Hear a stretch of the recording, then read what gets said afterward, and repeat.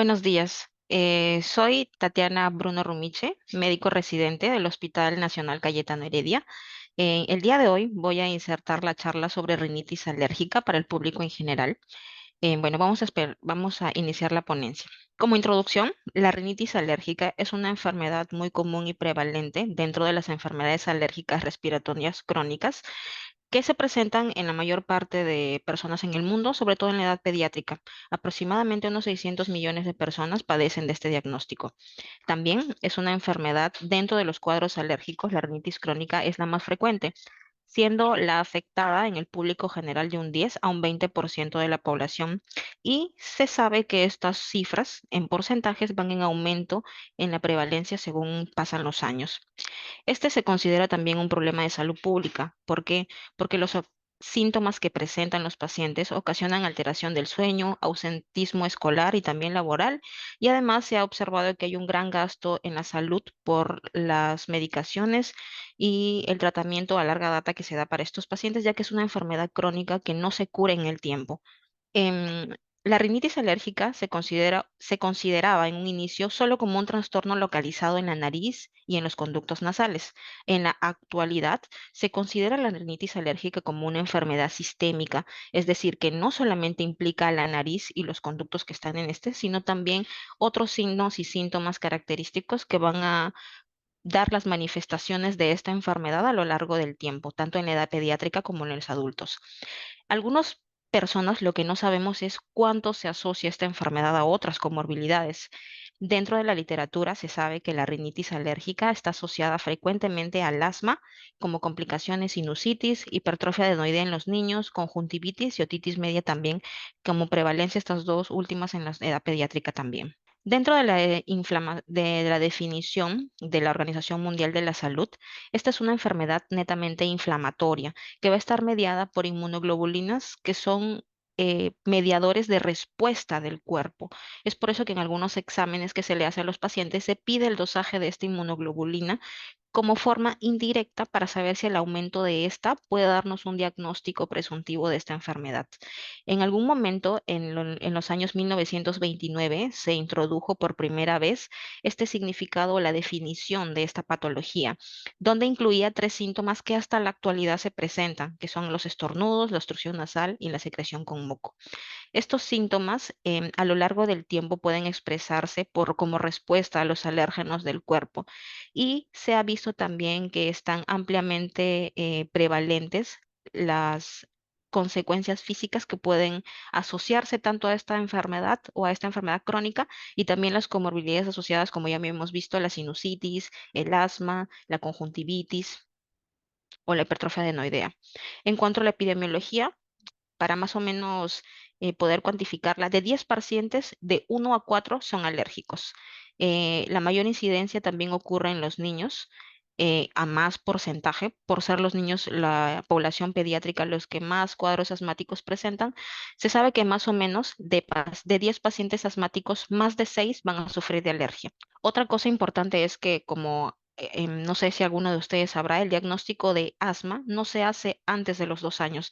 Es por eso que es un poco raro encontrar en los bebés también estos cuadros alérgicos cuando no tienen un cuadro de asma de fondo. La fase fisiopatológica o cómo es que el cuerpo responde a estos alérgenos a los que nos exponemos y posteriormente hay una sensibilización, hay dos etapas importantes. Uno, que es la fase inicial de sensibilización, donde nos exponemos por primera vez al alérgeno, y la fase clínica o ya la fase tardía, que es donde vamos a expresar todas las características clínicas como los estornudos, la rinorrea, la picazón de ojos, la picazón de nariz, el moco que pasa hacia atrás, la tos, el carraspeo. Entonces, nosotros, nuestro cuerpo se defiende por respuestas de hipersensibilidad. En este caso, en la alergia es el tipo 1. ¿Qué va a pasar? Los alérgenos a los que nos exponemos entran a la vía respiratoria y son atrapados por las células dendríticas. Estas van a ocasionar como respuesta que las células T del cuerpo produzcan sustancias inflamatorias que se llaman citoquinas. Estas pueden ser la tipo 1, la tipo 2, la tipo 3. ¿Por qué son importantes estas citoquinas? Porque van a ocasionar un estímulo inflamatorio que va a responder a las células B, las cuales producen los anticuerpos, que son estos como pequeñas Ts que son las inmunoglobulinas C, que son las que medimos en alguno de los exámenes que hacemos. Posterior a ello, va a haber una célula importante en el cuerpo que es la que se ha considerado la mayor mediadora, que son los monocitos, que van a ocasionar que haya una respuesta o una captación de este alérgeno con el que se ingresó al cuerpo. Se va a degranular, por así decirlo, se deshace o se desintegra y va a haber liberación de histamina. ¿Qué son las histaminas? Las histaminas son las sustancias finales que van a ocasionar una inflamación en el cuerpo, que son las que a largo tiempo van a ocasionar la clínica, la obstrucción, la rinorrea, el moco persistente, la alteración en la olfacción por la inflamación crónica que ocasionan. Estas sustancias se agregan al torrente sanguíneo y ocasionan finalmente la clínica que por la que vienen los pacientes a la consulta la mayoría de veces. Dentro de las clasificaciones de las alergias, hay varios endotipos por los cuales se ha tratado de clasificar a lo largo del tiempo por los alérgenos causales, que son los más conocidos en hoy en día, como son los pelos de los animales, gato, perro, animales vacunos, si se tiene granjas, el polen o las plantas, por algún alérgeno de los árboles y por los alimentos.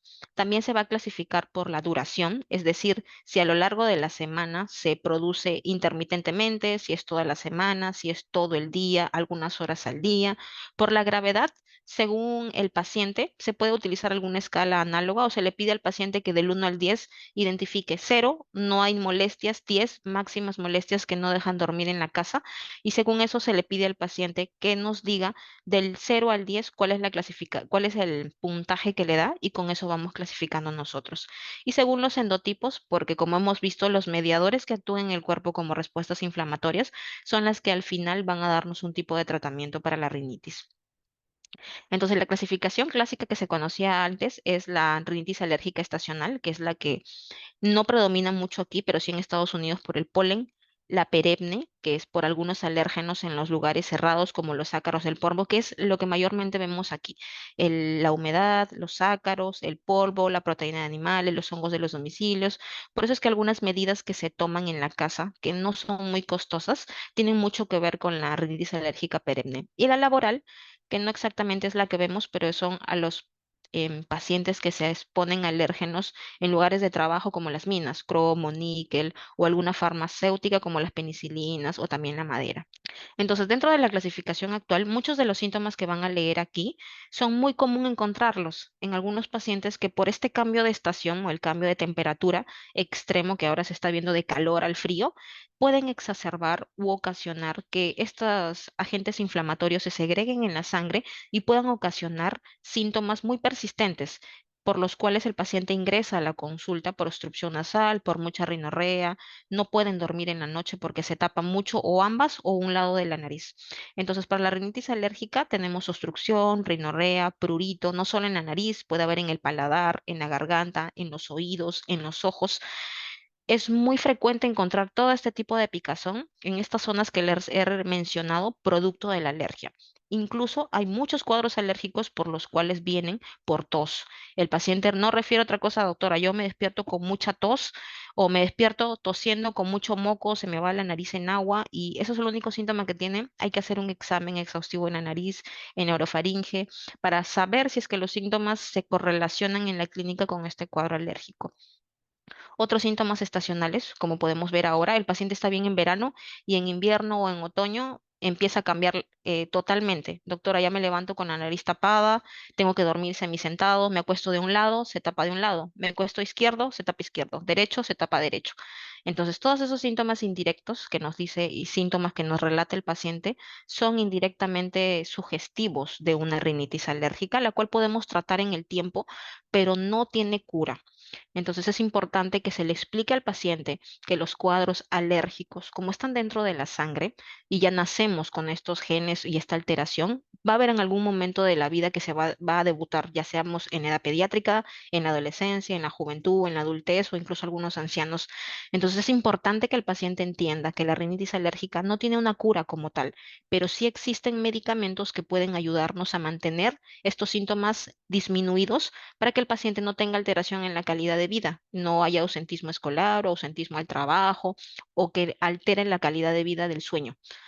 Entonces, otro de los diagnósticos considerados es la rinitis local, como lo habíamos visto anteriormente. También cursa con rinorrea acuosa, prurito, Por lo general, cuando hablamos de cuadros alérgicos, no hay cambio de coloración en la rinorrea, es siempre cristalina, a menos que ocurra una infección concomitante o algún resfrío, como están ocurriendo ahora por los cambios estacionales, que es muy frecuente que se vea un cambio en la coloración. Es por eso la importancia de que el paciente, cuando vea algún cambio de coloración en la nariz, pueda acudir al centro de salud más cercano a la casa para que se le pueda diagnosticar si es que verdaderamente es la alergia que siempre cursa o se ha sumado a un cuadro respiratorio infeccioso o viral para poder dar la medicación oportuna. Hay una guía importante que se llama la guía ARIA, que se ha encargado de asociar a la rinitis alérgica y al asma, ya que como les repetía, de más o menos 10 pacientes asmáticos, de 6 a 7 son alérgicos.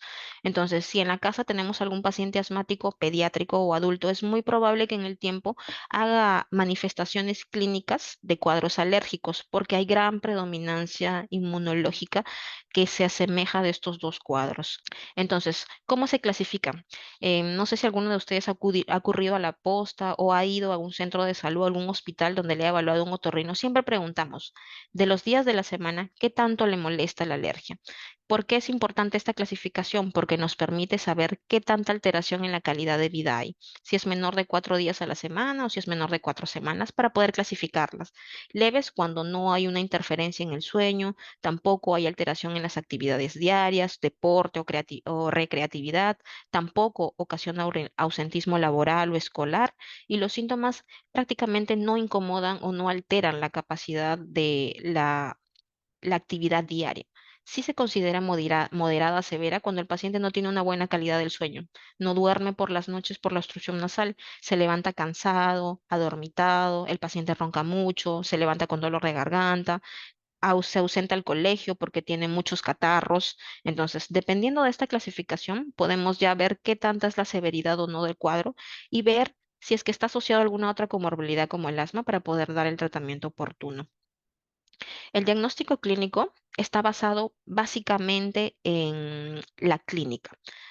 Este diagnóstico, si bien es cierto, sí tiene algunos exámenes auxiliares que se pueden solicitar, pero que no son necesariamente fuertes para poder hacer un diagnóstico, ya que el diagnóstico es clínico. Por la clínica y los datos que me aporta el paciente sobre sus síntomas y signos, yo puedo hacer un diagnóstico. Si es que se quiere hacer un trato más fino o saber exactamente a qué es alérgico, si es alérgico al polen, al pelo del gato, si es alérgico a las flores, a las rosas, si es alérgico a los ácaros, se puede hacer ese examen, pero que implica un poco más de exámenes auxiliares que en algunos centros de salud como el CIS que no cuenta, entonces tendría que ser un gasto extra al paciente. Es por eso que en una primera instancia se le da un tratamiento terapéutico al paciente y si no mejorar en un tiempo, se le piden recién algunos exámenes si es que se sospecha que no hay mejora del tratamiento clínico por el tratamiento médico que se le ha dado en un corto tiempo. Es importante estadificar la edad, el medio ambiente donde viven, si es un lugar muy húmedo como Lima, si es un lugar muy cálido como el norte, antecedentes familiares importantes, se sabe que hay una fuerte correlación cuando los padres son alérgicos, es muy probable que los hijos también sufran de la misma enfermedad, al igual que la predominancia del asma. Y también algunos factores desencadenantes, los perfumes, los olores fuertes, como el combustible, cuando están cocinando. Hay varios tipos de alergias, no solamente la rinitis alérgica, hay rinitis no alérgicas, que es otro mundo muy grande de patologías que se tratan por descarte. Pero lo más importante en estos pacientes cuando vienen con esta sintomatología es poder diagnosticar de primera mano si es que lo que estamos atendiendo es una rinitis alérgica, la cual podemos tratar con medicación que puede encontrar fácilmente el paciente en la farmacia.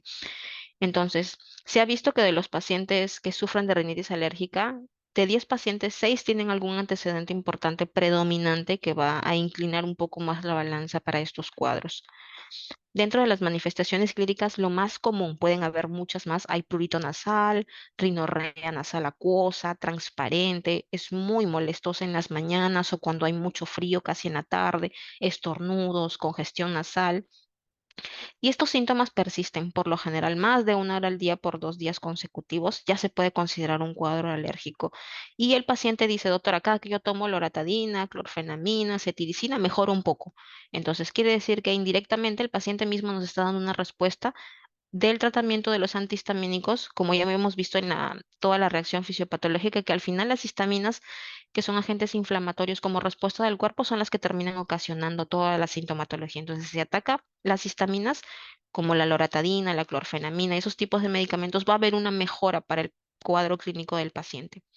Otra sintomatología importante por la que se quejan la mayoría de los pacientes es la obstrucción nasal. Es importante saber que la obstrucción nasal es intermitente, no es todo el día, es por horas y por lo general siempre es posicional. Si el paciente está durmiendo a la derecha, se tapa el lado derecho. Si está durmiendo al lado izquierdo, se tapa el lado izquierdo. Y es en horarios, cuando es muy de mañana, cuando el paciente está despertando y hay mucho frío o en las madrugadas. La rinorrea por lo general siempre tiende a ser cristalina, nunca o muy pocas veces es verdosa, a menos que se haya asociado a algún cuadro infeccioso, y los estornudos también pueden ser prevalentes en edad pediátrica y en edad adulta. El prurito es muy frecuente que algunos pacientes vengan con mucha irritación en los ojos, porque las histaminas ocasionan que hayan respuestas del cuerpo como picazón en el paladar, puede haber tos, puede haber picazón en los ojos, en la nariz. Es tan molestoso esto que incluso en algunos pacientes puede ocasionar conjuntivitis. También es frecuente encontrar que los pacientes tienen mucha alteración de la olfacción. En pacientes adultos, sobre todo, que pueden relatar un poco más los síntomas, refieren muchas veces, doctora, yo uso perfumes y no siento el olor al perfume. Estoy comiendo, tampoco siento ni el sabor ni el olor de los alimentos. ¿Esto por qué se debe? Por la inflamación crónica. Nosotros tenemos unos receptores en la nariz, en la parte superior, casi en el techo, que nos permiten percibir el olor. ¿Qué pasa cuando hay un cuadro alérgico de por medio? Toda la mucosa de la nariz se ve inflamada. Esta inflamación hace que la función de estos receptores que se encargan de la olfacción, es por decirlo así, se malogren. Entonces, ese tiempo que está la inflamación crónica ocasiona que la nariz no funcione correctamente y la inflamación ocasiona que haya alteración en la olfacción. Muchos pacientes que reciben medicación para la rinitis alérgica, en algunos meses de tratamiento, después de los 3, refieren que hay mejoría o no. Con el tratamiento, algunos pacientes no recobran la olfacción por la inflamación crónica. Entonces, es importante que el paciente entienda que algunos de los síntomas que estamos tratando por el cuadro alérgico inflamatorio crónico pueden revertir o no en el tiempo, pero que eventualmente a lo largo del tiempo, cada que hayan cambios de clima o cada que se expongan a algún alérgeno importante, tienen que usar la medicación para que se puedan controlar estos síntomas. Ahora, el asma o equivalente asmático. Esto se habla mucho en la guía ARIA, que es la que se encarga de estudiar a las rinitis alérgicas, porque hasta un 80% de asmáticos presentan síntomas de rinitis alérgica e inversamente proporcional, de 20 a 40% de pacientes con asma presentan alergia. Entonces, el contexto de ellos es tratar de entender que un tracto respiratorio que tiene alteraciones en la nariz, en la garganta y en la laringe pueden estar relacionados entre sí como un solo conducto. Recordemos que el aire recorre todo el conducto hasta llegar a los pulmones. Antes se pretendía entender que eran dos cuadros separados, o sea, la nariz era una parte y abajo la parte respiratoria era otra, pero no. Ahora se considera como todo un solo conjunto. Es por eso que se asocia mucho la parte asmática con los pacientes que sufren de cuadros alérgicos. Entonces, como podemos ver, muchos niños vemos que hacen esta primera imagen de la izquierda, que hacen este movimiento en la nariz por el prurito. Esto ocasiona que hay una pequeña hendidura en la nariz, que es esta que está aquí, que ustedes pueden ver, que se llama es una línea nasal, como un pinzamiento, que es muy común ver en los niños por producto de la picazón. Lo otro que se puede encontrar son estos pequeños pliegues que están aquí debajo en el párpado inferior, en los ojitos, que se llaman líneas de Denning-Morgan, que indirectamente cuando el paciente llega a la consulta, yo lo estoy viendo y por todo lo que me relata la madre, más lo que yo veo, puedo hacer un diagnóstico, una unidad clínica y decir que es un cuadro alérgico. Entonces, recordemos que es importante que los padres sepan que la obstrucción nasal crónica en los niños tiene muchas causas. Una de ellas es la rinitis alérgica. Otra de ellas son la parte del crecimiento detrás de la nariz, que es el adenoides. Estas obstrucciones nasales ocasionan que el paciente pueda tener deformidades en la pirámide nasal, puede haber mucha respiración bucal. La madre refiere, doctora, al paciente, mi hijo duerme con la boca abierta, ronca todas las noches, babea, las alergias, las líneas como ya hemos visto, los pliegues alérgicos y el saludo alérgico. Va empezando la mañana y el paciente empieza 3, 4 estornudos seguidos en salvas. Entonces, indirectamente hay algunos signos clínicos que podemos hallar en estos pacientes cuando sufren de alergias crónicas y sobre todo es importante detectar estas alteraciones porque pueden ocasionar malformaciones en la carita, en la parte facial del niño conforme va creciendo. Es importante saber también que hay afectaciones timpánicas que a veces los padres desconocen con los cuadros alérgicos. ¿Por qué es importante tratar la alergia en los niños? Porque detrás de la membrana timpánica, hay una ventilación que tenemos todos los días cuando bostezamos, cuando masticamos, cuando abrimos la boca, y es una ventilación normal del oído. Hacia la parte de afuera no hay nada, pero hacia la parte de adentro esto se puede llenar de un contenido líquido, que a veces puede ser ceroso, que se llama otitis media serosa. ¿Esto por qué se da? Porque la alergia ocasiona que la parte interna del oído, que tiene un tubito por donde desemboca ese moquito que limpia todos los días el oído, si se inflama esta estructura que todos tenemos, puede ocasionar que se atrape moco detrás del oído. Y esto se da sin que la mamá se dé cuenta a veces, se da cuenta el profesor. ¿Sabe qué, señora? Su niño hay que repetirle mucho más veces. Lo que le decíamos normalmente que escuchaba ya no escucha bien, está como un poco sordito. Es importante que si detectan esta alteración en el colegio, llévenlo al otorrino para que le pueda revisar, porque probablemente está ocurriendo una disfunción de un conducto que se llama trompa de Eustaquio, que permite el drenaje del moquito detrás del oído. Si esto se mantiene crónico y hay un cuadro alérgico que no cura, va a pasar esto. El oído es como una pequeña membranita. Si hay una presión que no se está controlando por las alergias, va a ocasionar que la membrana timpánica se chupe hacia atrás y ocasione que el oído, en vez de estar así bonito, brillante, transparente, haga esto y se vaya hacia atrás, se hunda y al final el paciente puede tener pérdida de la audición de largo tiempo. Entonces es importante explicarle a los papás que los cuadros alérgicos tienen mucha repercusión en los cuadros alérgicos de la nariz repercuten en el oído y también en la garganta. Muchos de los pacientes alérgicos, como tienen mucha picazón en el paladar, pueden haber estas pequeñas rojeces y también en la pared posterior puede haber esta mayor vascularización por muchas veces la tos y la irritación del moco que pasa hacia la parte posterior de la garganta. Otros diagnósticos patológicos es el asociado a la inmunoglobulina E, que como habíamos visto tiene mucho que ver en la respuesta de esta enfermedad, y los eosinófilos en sangre periférica. Estos dos exámenes se pueden solicitar, son exámenes que en algunos hospitales hay por el MINSA, por el de salud también, y teniendo la dosificación de estos exámenes se puede saber exactamente a qué tipo de línea de alergia es la que estamos tratando. Otras pruebas cutáneas son el PRINT test, que es exactamente esto. Se colocan pequeños pinchazos en el brazo, aproximadamente 15 a 20, y se ponen alérgenos a las rosas, al polen, al polvo, a los ácaros, al pelo del gato, al pelo del perro, varios. Y dependiendo del que vaya bombando haciendo una pequeña pápula, se va haciendo positivo. Y después se le entrega un informe al familiar diciendo descriptivamente a qué alérgeno y cuántos cruces esa que ha salido la respuesta positiva, para tener ya una alerta de cuáles son las cosas que se van a prohibir o se van a empezar a limpiar en la casa más frecuentemente para no mantener al paciente expuesto al alérgeno. Aquí, como podemos ver, es positivo. Estas pequeñas papulitas son las que se van a formar como respuesta a todos los pinchazos que hemos colocado en el brazo. Estos ya cada uno están cuantificados con nombre para poder hacerlo en el informe. Entonces, el manejo integral de la rinitis alérgica no solamente es la parte médica, que es decir, la parte de spray nasal, de loratadina, sino también la parte de la casa. El control ambiental, la farmacoterapia y la educación en la casa son importantes para poder manejar esta enfermedad. Entonces, las instrucciones básicas que reducen la exposición al alérgeno de bajo costo, es decir, lo podemos hacer todos, los más importantes que se han visto como una gran alteración en la casa son los ácaros del polvo casero. Entonces, existen múltiples medidas que podemos hacer en la casa que son fáciles de poder realizar para mantener la casa más ventilada, más aireada, de tal forma que cuando llegue la noche, que sea hora de descansar, la casa haya estado ventilada y no haya mantenido encerrado todos los alérgenos para que se desencadenen todos los síntomas en la noche.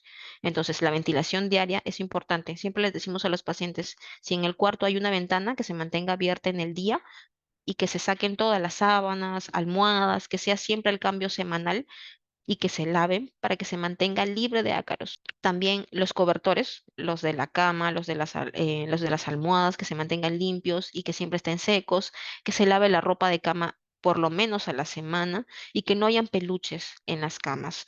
Es a veces difícil poder explicar al papá que estos pequeños cambios pueden llevar alguna mejora en la clínica del paciente, pero se ha visto por estudios que estos pequeños cambios en la casa pueden mejorar el estilo de vida y pueden mejorar la respuesta terapéutica también para ellos. Algunos hongos intra o extradomiciliarios, evitar lugares húmedos. A veces es imposible decirle al paciente que no vaya a lugares húmedos porque, ejemplo, aquí en Lima es muy húmedo.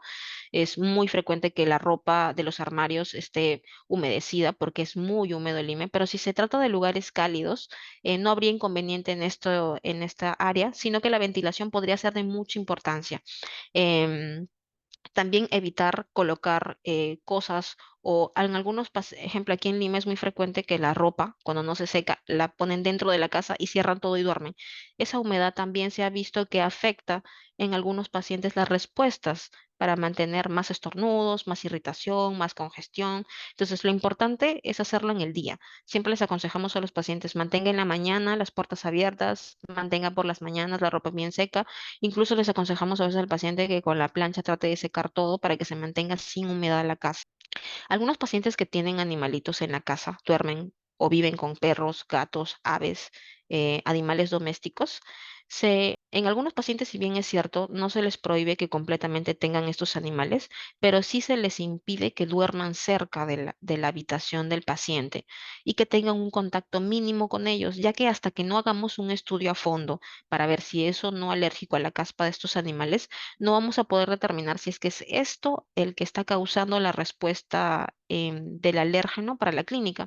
Entonces, hasta no saberlo, hasta que el paciente no pueda hacerse ese examen, tendríamos que limitar a que el animalito siempre esté limpio, esté bañado, esté con el pelo cortado, que donde duerma no esté cerca de la habitación de los niños, ni tampoco cerca de la habitación de los padres, que duerma en la sala o que duerma afuera.